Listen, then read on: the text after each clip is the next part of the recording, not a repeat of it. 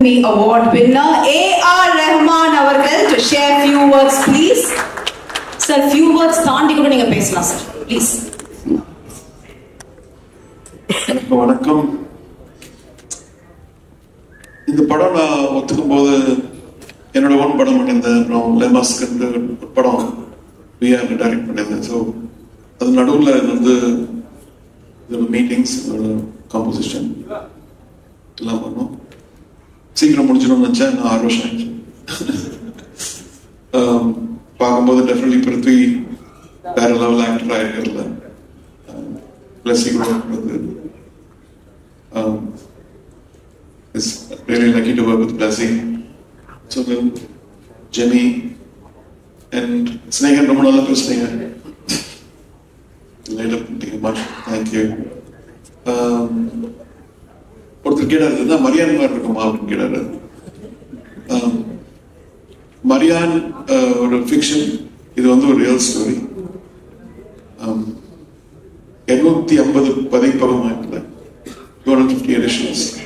250 editions அவ்வளோ book படிச்சிருக்காங்களோ அது எதுவும் இருக்கணும் டெஃபினெட்லி. அது நீங்களே கண்டுபிடிச்சு சொல்லுங்க. Thank you so much. நான் சொன்னேன் இல்லைங்களா, ஜஸ்ட் கொஞ்சம் தான் சார் பேசுவாரு. பட் சார், ஒரு விஷயம் நாங்க கேள்விப்பட்டோம். when I had a chat with Prithvi sir yesterday, like நீங்க செட்டுக்கு போயிட்டு you had that, I mean the entire team had a clear vision like what they wanted all about this movie அப்படின்னு. But நீங்க செட்டுக்கு போயிட்டு நீங்க பார்த்த ஒரு விஷயம், and how did that complete songs, okay let me do this song, இந்த song இந்த படத்துக்கு தேவை அப்படின்னு where you thought about it actually?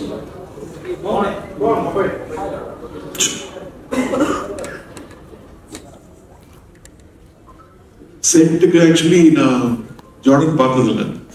So அவன் கேட்டது அல்ஜீரியா வரையா ஜார்டன் தான். சரி வர வரணும்னு கேமரா வச்சுட்டு மியூசிக் டியூட்டி பண்ணிடலாம். சரி, அது அவருக்கு கேட்டது எப்படி அந்த ஜாக்கெட் கிளாஸ்ல போட்டு போறீங்க, வெயில் அப்போ வெயில் எவ்வளோ இல்லை. ஸோ தப்பிச்சு. பட் டெஃபினெட்லி ஒரு வேர்ல்டு வந்து ஒரு சைட்ல அப்படியே ஓடிட்டு இருக்கும் போது, இவங்க வந்து நிதானமா ஒரு படத்தை எடுத்துக்கும் போது, I think we need people like Blessing, we need people like Prithviraj to believe in these kind of stories. நம்மளுக்கு ரொம்ப வயலன்ஸ் அப்படி பார்த்து பியூட்டிஃபுல்லா உள்ள ஒரு இன்னர் சோல் சர்ச்சிங் மூவியா இருக்கு. கண்டிப்பா நம்ம எல்லாரும் ஒரு நாடு விதம் காண்றோம். ஆக்சுவலி சில பேர் வந்து ஃபேமிலியில காண்றாங்க, சில பேர் வந்து கரியர்ல, இவர் வந்து டெசர்ட்ல கேரளா வந்து போய் இருக்கிறாரு. Thank you sir, thank you so much. But நிஜமாவே I think it was a big blessing to all of us. உங்க முன்னாடி அந்த songs கேட்கும்போது I think it was even more big, and thank you so always. Vision போட்டு என்ன torture பண்ணாங்க. என்ன sir புரியல? என் விஷன் போட்டு என்ன டார்ச்சர் பண்ணாங்க. பட் நான் மன்னிச்சிடுறேன் சார். நான் ஒண்ணுதான் சார், உங்க விஷன் எப்பவுமே கிளியரா இருக்கிறதுனால தான் அவங்க வந்து அதை அவங்க முதற்கொண்டு எல்லாமே என்ஜாய் பண்றோம் அந்த சாங்ஸை. அடுத்து நீங்க இதே மாதிரி எங்களுக்கு கொடுத்துட்டே இருக்கணும் சார். அவ்வளவுதான், நான் அப்பவே சொல்லிட்டேன் சார்.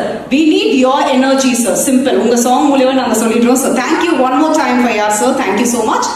and அடுத்தபடியாக முக்கியமான ஒரு நபர், I was actually missing him yesterday. நிஜமாவே நான் டீம் கிட்டே சொன்னேன். பிகாஸ் ஒரு படம் ஓகே 2 வருஷம் வரல, 3 வருஷம் வரல, 5 வருஷம் கூட எடுத்துக்கலாமே. I think we'll get tired. Okay, ஒரு பிரேக் அப்புறம் அந்த படத்தை பண்ணலாம் அப்படின்னு நினைக்கலாம். பட் எப்படி இவர் வந்து 16 years just for one movie, I think hats off to him, because I think அவரோட விஷன் அவ்வளோ கிளியரா இருந்திருக்கு. he wanted இந்த மூவி நான் பண்ணியே ஆகணும்.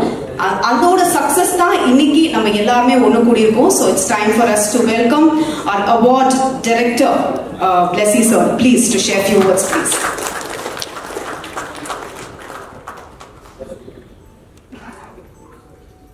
வணக்கம். இந்த படத்தை பற்றி ஏதாவது பேச முடியல. பிகாஸ் ஃபர்ஸ்ட் படம் தான் பேசணும், அதுக்கப்புறம் தான் எனக்கு பேசுறது. இப்போ இங்கே இருக்கும்போ எவ்வளோ நான் ஹாப்பியாக இருக்கேன். பிகாஸ் பிருத்விராஜ் சொன்ன மாதிரி லாஸ்ட் I think 20-25 years அப்புறம் இது மாதிரி ஒரு மனிதனை பார்க்கதில்லை AR சார் மாதிரி. കാരണം நம்ம ஒரு കേരളാവിലെ ஒரு சின்ன ஸ்டோரி அவங்ககிட்ட சொல்லும்போ என்னோட மைண்டில் இந்த கேரக்டரோட டெப்த்து தான் எனக்கு இருந்தது. என்கிட்ட பெரிய ப்ரொடக்ஷன் இல்லை, எதுவும் இல்லை. சிம்பிளாக ஒரு ஸ்டோரி அவர்கிட்ட சொல்லிக் கொடுக்கும்போ அதோட டெப்த்து எவ்வளோ இருக்கு. இந்த காலத்துக்கு இந்த படத்துக்கு ஆവശ്யம்னு நினைச்சு அவரை இனிஷியேட்டிவ் பண்ணி இதனால்தான் இப்போ நீங்கள் கூட்டத்துக்கு மேலே நமக்கு ஒரு ப்ரெஸ் மீட் மாதிரி வரதுக்கு ஒரு டைம் கிடைச்சது. எவ்வளோ அவர் இந்த படத்தோட ஐ திங்க் ഞാൻ ട്രാവൽ பண்ணி லாஸ்ட் 7 years 2017 onwards அவர் இந்த படத்தோட ட்ராவல் பண்ணிட்டே இருக்கு. ஐ திங்க் நிஜமா சும்மா அவரை வச்சுட்டு போய் சொல்லல, நிஜமா தான் இந்த ஒரு ஆர்டிஸ்ட் அவரோட மியூசிக்கு அவர் பண்ணது படத்துக்காக இவ்வளோ டெடிகேட் பண்ணது ஐ திங்க் அது சொல்லித்தான் ஆகணும். அதுதான் என்னோட நன்றி. இதில் நிறைய பேர் இருக்கு. ருத்ராஜ் இப்போ என்னோட தம்பி மாதிரி தான். அதுதான், அதுக்கு மேலே எதுவும் சொல்ல வேண்டியில்லை. பிகாஸ் லாஸ்ட் 16 years நம்ம அவன் சொல்லியாச்சு, தன் மேரேஜ் ஆயிடுச்சு, குழந்தை ஆயிடுச்சு, எல்லாமே ஆயிடுச்சு. பட் அப்போ கூட എനിക്കും അവനും തമ്മിലുള്ള ഡയലോഗ്സ് ഉള്ളി അബൌട്ട് ആട് ജീവിതം. ആക്ച്വലാ வேற எதுவும் பேசுறதுக்கு இன்பிட்வீன் இல்லை. எப்போ பார்த்தாலும் அதுதான் பேசிட்டே இருந்தது. அண்ட் சுனில் என்னோட கேமரா இப்போ ഞാൻ எவ்வளோ இமேஜின் பண்ணது அந்த அளவுக்கு அதுக்கு மேலே ഒക്കെ എനിക്ക് விஷன் കൊടുത്തത് സുനിലും ഞാനിവിടെ പ്രസന്റ് ചെയ്യുകയാണ് നിങ്ങൾക്ക്. ജിമ്മി ക്യാരക്ടർ ആക്ച്വലി இந்த புக்கில் மோசஸ் மாதிரி தான் அந்த ரைட்டர் எழுதி வச்சிருக்கேன். பிகாஸ் எங்களை எல்லாமே எஸ்ஆர்டின்னு എടുത്തിട്ട് കാപ്പാത്തുകാരെ ഇരിക്കണ ഒരു ഗോഡ് എല്ലാ പ്രസൻസ് ഇരിക്കണ ഒരാൾ മാത്രം. அதுக்கு அவரோட ஃபிசிக்கு, அவரோட ப்ரெசன்ஸு, அவரோட ஸ்மைலு, உங்களுக்கு தெரியல எவ்வளோ பியூட்டிஃபுல் ஸ்மைலு, எல்லாமே அந்த கேரக்டருக்கு ஒத்து வந்தாச்சு. വളരെ ரொம்ப நன்றி. இந்த படம் கேரளா மக்கள் மட்டுமல்ல, இது மாதிரி சர்வைவல் நம்ம சவுத் இந்தியாவிலே நிறைய பேர் கல்ஃபிலே, சிங்கப்பூரில், மலேசியாவில் எல்லாமே போய் ரொம்ப ஆட்கள் വലിയ അച്ചീവ്മെന്റ്സ് എല്ലാം பண்ணி വലിയ പണമെല്ലാം സമ്പാദിച്ച് ഇരിക്കുന്നവരെ மட்டும்தான் നമുക്ക് தெரியும். பட் நிறைய ആൾക്കാർ ലൈഫ് മിസ്സിങ് ആയിച്ച്, ഫാമിലി മിസ്സിങ് ആയിച്ച് இப்பவும் அலைஞ்சிட்டே இருக்கே, நமக்கு தெரியல. அது மாதிரி அந்த நஜீவோட ஒரு ஸ்டோரி தான் இது. பட் எதுக்கு ஹோப் ஒரு சாங் ப்ரொமோஷனுக்காக பண்ணியதுன்னு வச்சா அதுக்கும் காரணம் ரஹ்மான் சார் தான். காரணம் இதுல இந்த படத்தோட ஒரு பொலிட்டிக்ஸ் கூட அதுதான். எதுக்கு இந்த படம் என்ன பேசுறதுன்னு வச்சா, எவ்வளோ நம்ம ஸ்ட்ரகிள் பண்ணியாலும் சர்வை பண்ணியாலும் ഉള്ളിൽ ഒരു ഫയർ ഇരുന്നാൽ, ഹോപ്പ് ഇരുന്നാൽ ലൈഫിലെ തിരുപ്പി സക്സസ് பண்ணலாம், லைஃப் திருப்பி எடுக்கலாம். அந்த மாதிரி ஒரு வார்த்தை. பிகாஸ் nowadays நமக்கு தெரியும், 10th മാർക്ക് ഫെയിൽ അയച്ചാൽ அப்பா സൂയിസൈഡ് ആവും. ഏതോ ഒരു എക്സാമിന് മാർക്ക് കമ്മി അയച്ചാൽ அப்பா വഴക്ക് പറയുന്നു നിനച്ച് ഒളിച്ചു പോയിടും, അല്ലെ സൂയിസൈഡ് പണ്ടും. அந்த மாதிரி டிப்ரெஷன்ல போയിരിക്കുന്ന ഒരു ലെവലില് ஹோப் இருந்தால் இந்த சப்ஜெக்டுக்கு எவ்வளோ கஷ்டப்பட்டாலும் கூட ஒரு நாளுக்கு திருப்பி சக்சஸ்ல வராம் എന്നുള്ളൊരു മെസ്സേജ് தான் இதோட மெயினா பொலிட்டிக்ஸ். அந்த இதுதான் நம்ம we are trying to telling through this movie. எல்லாருக்கும் இந்த படத்துல நீங்க பார்த்து அதுக்கு சப்போர்ட் பண்ணணும்னு ஆசைக்கணும். Thank you. Thank you sir, thank you so much. And sir, ஒரே ஒரு கேள்வி தான் உங்ககிட்ட.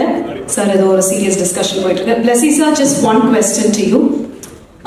ஸோ நீங்க சொன்னீங்க, அதாவது ஒரு புக்கை வந்து நம்ம படமா எடுக்கும் பொழுது அந்த கனெக்ட் டு தி ஆடியன்ஸ் நிறைய எதிர்பார்ப்புகள் ரொம்ப ஜாஸ்தி இருக்கும்.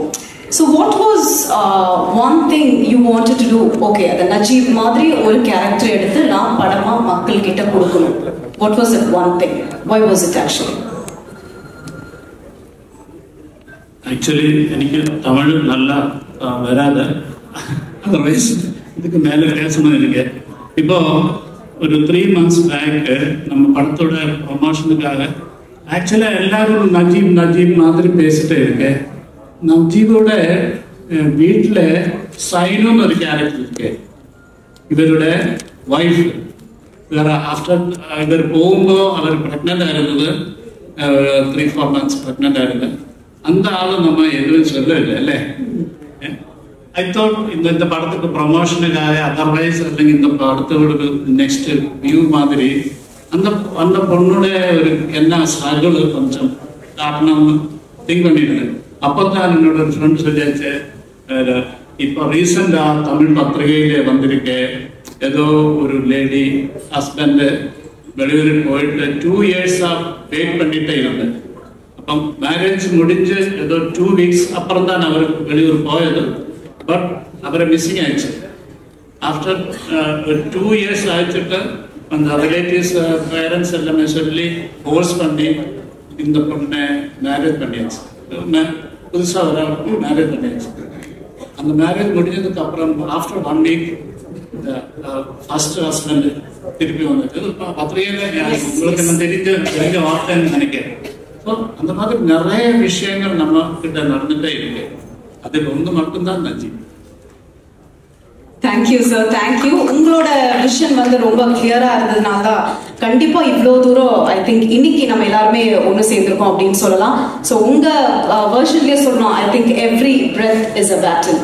So I think it was a big battle, and I think March 28 தியேட்டர்ல வரப்போகுது. ஸோ கண்டிப்பா ஒரே ஒரு விஷயம் தான், பிரஸ் அண்ட் மீடியா பீப்புள், நீங்கள் இன்றி நாங்கள் இல்லை. ஸோ எப்பொழுதுமே உங்களோட சப்போர்ட் எங்களுக்கு தேவை அப்படின்னு சொல்லிடுறோம். And I think it's time to take photo. So மறக்காம 28 அன்னைக்கு தியேட்டர்ல பாத்துருங்க. தமிழ், கன்னடா, ஹிந்தி, இங்கிலீஷ், தெலுங்கு, மலையாளம்ல ரிலீஸ் ஆக போகுது. Thank you so much to all the press and media friends. Thank you so much, and it's time to take photo session. Thank you. So, what was more challenging to you, because you've done so many movies in Hollywood, but here when you come all the way and working with such director like Blessy, what was more challenging? Was he very strict to you, or he was calm and composed on the set? Blessy was extremely calm and composed. Because of the difficulties that we've had on set, he was always able to find ways to get things through, to get the message across and to inspire you to continue. So that wasn't challenging at all for me. What was challenging was probably the location, because it's very difficult to shoot in the desert. There was one particular scene where my character had to carry Raj's character, Najib, and there was a sandstorm. So when you have a sandstorm, you have that sand hitting you very hard, and I have to carry him, I have to take him away from danger. And one take is okay, but when you start doing 5, 6, 10 takes, because Blessy, if he doesn't have what he wants, will continue until he gets what he wants. Particular about it. Very, very particular. Okay. Very, if he's got something in his mind, if he's got a vision, he's got to get it precisely. So I think that part of it was a bit challenging. And also, I spoke Arabic in this movie, so I also had to learn some Arabic, which is not easy for me, even though I do speak some other languages, but Arabic is completely different to what my tongue is used to. Thank you. And you said you like the food in Chennai, right? Yeah, I do. What was your favorite food? Sorry? What was your favorite food you liked in Chennai? Here, I don't know the names, but I'm vegetarian. Okay. So that's why, I can go anywhere and just eat proper. Samba? Samba, okay, so. You like sambar? Yeah, I do. You don't worry, Jimmy. I will make good sambar for you. Huh? Are you going to cook for me? Yes, I will Hey, cook. I have witnesses. ஐயோ பிரசித் காடி வேற சொல்லிட்டேனே but it's okay but next time when you come definitely இல்லனாலும் today evening we'll get that sambar for you, all right? Good deal.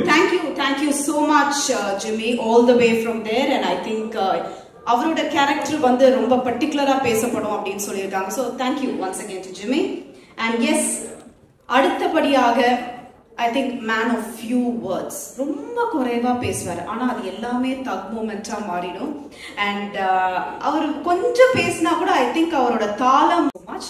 So அடுத்தபடியாக பாத்தீங்கன்னா நான் சொன்னல we need to show some Indian love because all the way from Hollywood அங்க வந்து the Born Identity இந்த மாதிரி பல படங்கள் அவர் hit கொடுத்திருந்தாலும் I think when he got a call from Blessy, he said fine, let me do this project.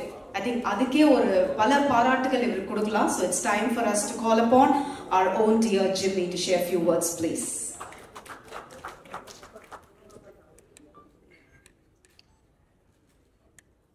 Hi, good. Well, I'm very happy to be here because this is such a great adventure for me. Yes, I live in LA. I've done movies in Hollywood, in Europe, in Nollywood, in South America, but I'm so happy to be introduced to the Indian audience by a great movie, The Goat Life.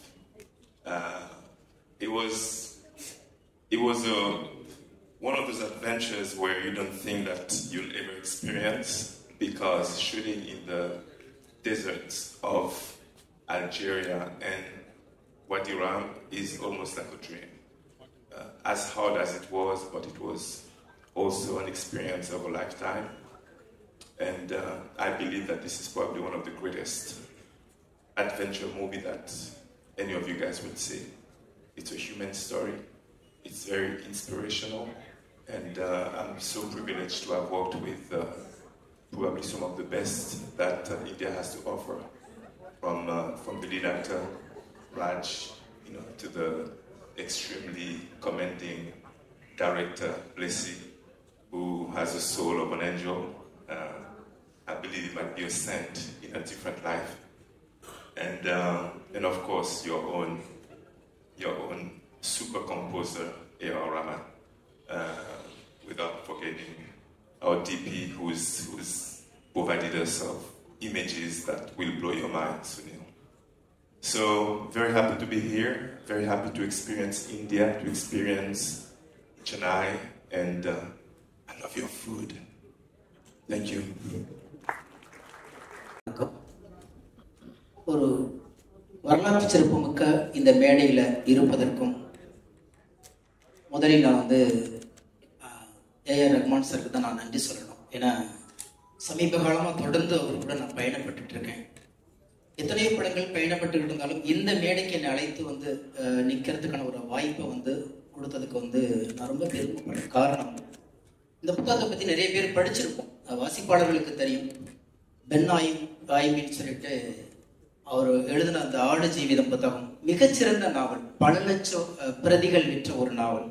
இன்னும் சொல்ல போனால் Prithvi sir சொன்னது மாதிரி இது ஒரு படம் இல்லை, ஒரு வாழ்வியல், ஒரு மனித உணர்வுகளை மொழிபெயர்க்கக்கூடிய ஒரு களம்.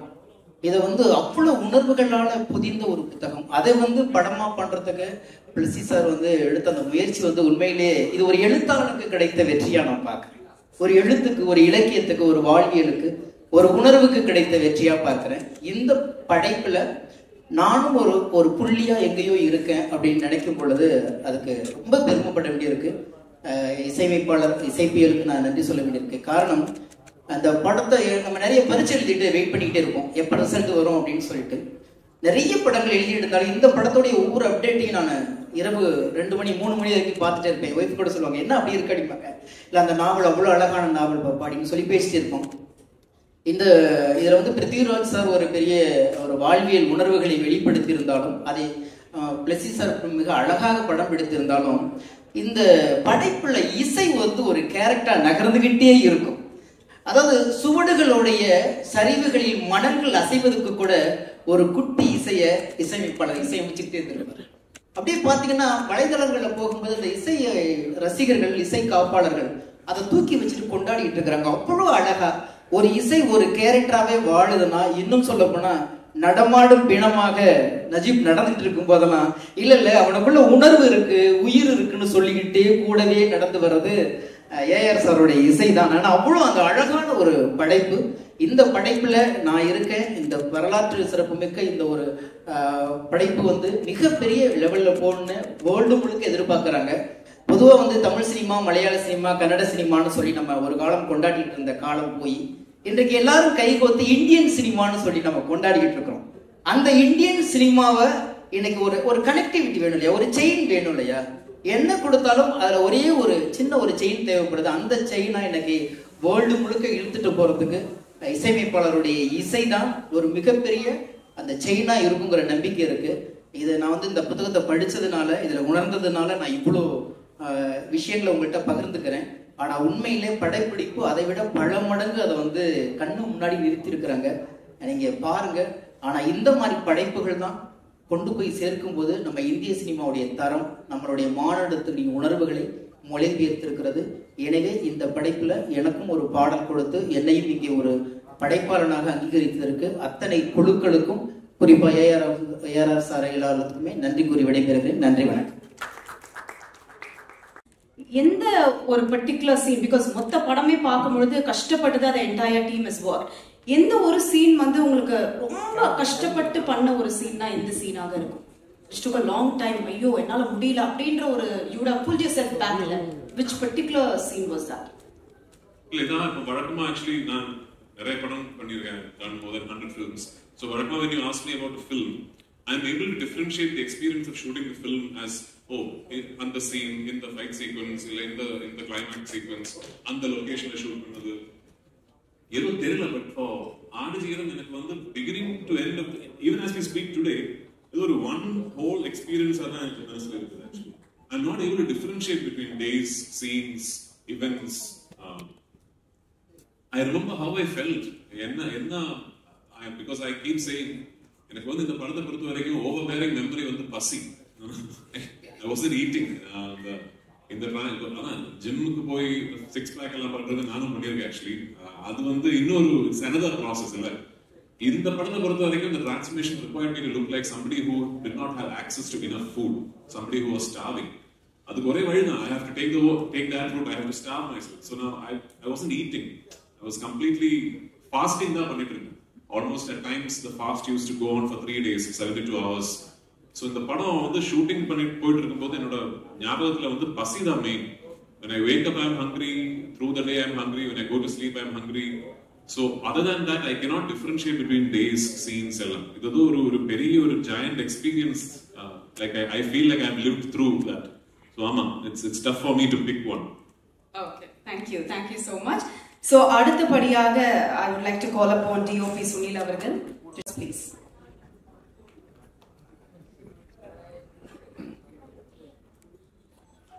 Vanakkam. Thank you for all of you. To all of you for being here. நான் வந்து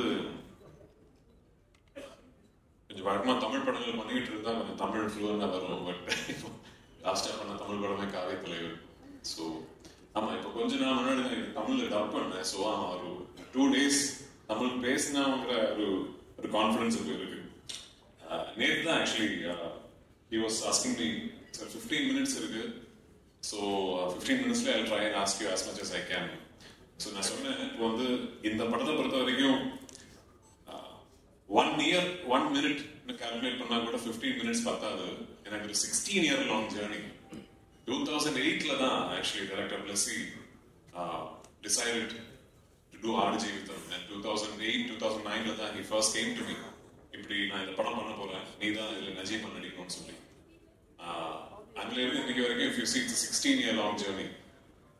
So இதுல வந்து ஒரு மிகப்பெரிய ஒரு விஷயம் என்னன்னா, back in 2008 when Blessy sir decided to do RG with him, அவர் வந்து இன்னைக்கு எப்படி என்ன நிலைமையில் இருக்காரோ அதே பொசிஷன்ல இருந்தா he was the most coveted filmmaker in Malayalam. எனக்கு தெரியும் he was the highest paid filmmaker in Malayalam in 2008-2009. And எல்லாருமே அவர் வந்து ஆல்ரெடி மம்முட்டி சார் வச்சு படம் பண்ணாரு, மோகன்லால் சார் வச்சு படம் பண்ணாரு. So all big stars wanted to do ஒரு பிளஸி படமாவது லைஃப்ல பண்ணோங்கிற ஒரு ஆசை எல்லாருமே இருந்தது. ஸோ அப்படிப்பட்ட பொசிஷன்ல இருக்கிற ஒரு film maker for the next 16 years decides that இல்ல நான் இந்த ஒரு படம் தான் பண்ண போறேன். அப்படிப்பட்ட கன்விக்ஷன் வந்து it is very very rare to find. Forget about cinema, even in life it is very rare to find. இது இந்த படம் பொறுத்த வரைக்கும் இது ஒரு பெரிய ஜேர்னி. இது 2009ல வந்து we decided to do the film and it took us 10 years till 2018 to finally start rolling, start shooting. ஏன்னா இவ்வளவு பெரிய படம் இந்த பட்ஜெட்ல, இந்த ஸ்கேல்ல, இந்த கேன்வாஸ்ல வந்து 2008-9 டைம்ல it was impossible to imagine, especially from the Malayalam industry. அந்த 10 வருஷம் we Blessy sir actually set up the project, almost brick by brick, and finally we were able to start shooting in 2018. அதுல வந்து today I have to tell all of you, especially that now we are in Chennai, இந்த படத்துக்கு வந்து இல்ல இப்படி ஒரு மிகப்பெரிய ப்ராஜெக்ட்டுக்கு இவ்வளோ செலவு பண்ணி இந்த ஸ்கேல்ல பண்ணலாங்கிற ஒரு ஜஸ்டிபிகேஷன் வர்றதுக்கு மிகப்பெரிய காரணம் வந்து ரஹ்மான் சார் தான். Actually when we decided that we will, so after chinna story, actually I don't know if Rahman sir also knows this, I don't know if I've said this, but a chinna story I have to tell you, sir. So when Blessy sir and me, I remember it was in my vanity man in 2009, I think. It was like the first discussion we had is who's doing the music. So only two names actually. We were, of course, and again, when you dream, you can dream. Limitless or dream panla. So two names we discussed. One, the first name is A.R. Rahman sir, and second name is Hans Zimmer.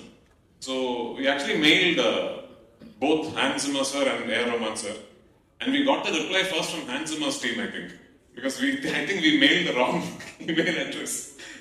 So Hans Zimmer or a team, ஏதோ ஒரு மேனேஜரா யாரோ ஒருத்தர் reply பண்ணாராமா இப்படி பார்க்கலாம் அது இல்ல.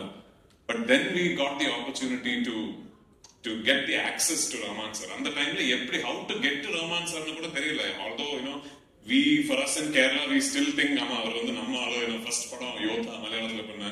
He's like when you if you see Rahman sir in Kerala, people relate to him like a Malayali only. But we didn't know how to get to him. But finally we got access to him, and the faculty of a genius nu solradhu vandu the expertise in his or her own craft mattum kediyadu. You should be able to spot something special. So on the level he is one of the greatest geniuses to have lived in our times. I think it is that first meeting I think Rahman sir understood that we are trying to pull off something very special, and he said yes, I'm doing the film. Rahman sir பேர் when it got associated with the project is when suddenly the film, even in Kerala at the time where A.R. Rahman பண்றாரு, ஐயோ அப்ப அந்த லெவல்ல படம் அப்படிப்பட்ட ஒரு talk it really helped us a lot during the setting up stage. So I have to take this opportunity to thank Rahman sir for showing the faith and the trust in this project, and more importantly in Blessy's vision. So finally 2018 we started shooting, and so இதுல ஒரு பெரிய transformation is part of playing the role. ஏன்னா ஒரு 3.5 years ஒரு டெசர்ட்ல stuck ஆன ஒருத்தரோட கதை. இது கதை கிடையாது, ஆக்சுவலி இது வாழ்க்கை. ஒருத்தர் நிஜமாவே வாழ்ந்த வாழ்க்கை. அது ஃபார் அனதர் டிஸ்கஷன். ஸோ இந்த படத்தோட பிகினிங் போர்ஷன்ஸ்ல நான் நிறைய வெயிட் போட்டேன். நான் நிறைய வெயிட் போட்டுட்டு அப்புறம் if you start losing the change பயங்கரமா இருக்கும்னு சொல்லி I put on a lot of weight, and we did the Kerala portions, and we went to Jordan. In Vadiram we shot the first desert schedule where I was hefty and I had put on weight. Then we stopped shoot. It was 7 months shooting in a party. எனக்கு wait இறக்கிறதுக்கு வந்து time கொடுத்து 7 months later, end of the year or beginning of next year, we went back to Jordan. Beginning of 2020 we went back to Jordan. Shooting ஆரம்பிச்சு கொஞ்ச நாள் தாண்டப்போ the pandemic struck and we had to stop shooting. கிட்டத்தட்ட ஒரு 3 months the entire team was stuck in a desert in Jordan without being able to shoot. Shooting permission was stopped. International air travel was stopped. So almost at the end of the 3rd month we got a repatriation flight. அப்படிதான் அந்த team ஃபுல்லா திரும்பி வந்தோம். அந்த டைம்ல Blessy sir and me and the whole team, we did not know இது எப்போ இனிமே ஷூட்டிங் நடக்குமா, திரும்பி போக முடியுமா, எதுவுமே தெரியல. And imagine it's a journey of so many years of weight and effort. But ஏதோ கடவுள் பார்த்தா நினைக்கிறேன் ஒரு 2 இயர்ஸ்க்கு அப்புறம், ஆல்மோஸ்ட் 1.5 இயர்ஸ்க்கு அப்புறம் we managed to regroup and get the permissions again. In the வாட்டி to shoot the escape portion of the whole desert saga, we went to Algeria, in the middle of the Sahara desert. Timimoun ஒரு இடம், அங்க இருந்து we used to go in 4-wheel drive SUVs into the desert. தெரியல, I don't know if any film crew has ever been there. I think it should be next to impossible. நாங்க எங்க shoot பண்ணிக்கிட்டு இருக்கும்போது I remember the locals, the Algerian locals telling us we ourselves haven't seen these places. So அப்படிப்பட்ட ஒரு இடத்துல we shot one big portion of the film. Then we came back to Jordan, and 2020ல வந்து எது we couldn't do, the portions that we couldn't shoot, we completed that in Jordan, and finally we came back to Kerala, and the film we finished shooting in 2022. அதுக்கப்புறம் ஒரு 1.5 years long post production process. In the 28th இவ்வளோ பெரிய கதையோட climax. So என்னை பொறுத்த வரைக்கும் 2009-2008 டைம்ல when I said yes to the film, நான் வந்து I hadn't gotten married. I obviously wasn't a father. நான் ப்ரொடியூசர் ஆகல, டைரக்டர் ஆகல, டிஸ்ட்ரிபியூட்டர் ஆகல. இந்த எல்லா மாற்றங்களும் என் லைஃப்ல நடந்தது இந்த ஆடுஜீவிதம் ஜேர்னியோட நடுவில் தான். ஸோ என்னை பொறுத்த வரைக்கும் அந்த 28th of March, it is almost like one phase of my life is culminating. அதுல வந்து ஒரு பெரிய சந்தோஷம் என்னன்னா, finally when it is releasing now, I guess it's releasing at a time which is great for cinema in general and for Malayalam cinema in particular. இந்த படம் right from the beginning we always thought whenever it is releasing we should try and get the best distributors, the market leaders to distribute this film for us in every market. So I should take this opportunity since I'm here in Chennai and speaking to you about the Tamil version. Thank you, Udayanidhi Sravan sir. Now a phone call da panna. I called Uday once and I've never spoken to him before that. And I told him, இப்படிப்பட்ட ஒரு project, இது ஒரு இண்டஸ்ட்ரியோட ஒரு fashion project, இவ்வளோ வருஷங்கள் இதோட effort, இது red joint தமிழ்நாட்டில் ரிலீஸ் பண்ணா எனக்கு ரொம்ப பெருமையா இருக்குன்னு சொன்னேன். And I think Uday was an artist, so probably he understood what I meant. Or Uday probably related to what it would mean to a group of artists to have thrown their conviction, time and effort behind something like this, and he gladly agreed. So thank you so much to Red Giant and Udayanidhi Sravan sir for backing our film and showing faith in us. Kandipa 28th of March world over the film will release. Please do watch the film. இது பார்த்துட்டு இருக்கும்போது ஒரு மிகப்பெரிய விஷயம் நீங்க மறந்துடக்கூடாது. இது வெறும் ஒரு கதை கிடையாது, ஒரு மனிதன் வாழ்ந்த வாழ்க்கை. And Najib என்கிற மனிதன் இன்னைக்கு he's with us, alive and well. He fought the circumstances. He found the strength to survive the circumstances, and he came out of it to be able to tell his tale. So in the padam vandu is an ultimate tribute to the resilience of human strength, is a tribute to the life that Najib lived, and of course it is a passion project for all of us involved. Thank you so much.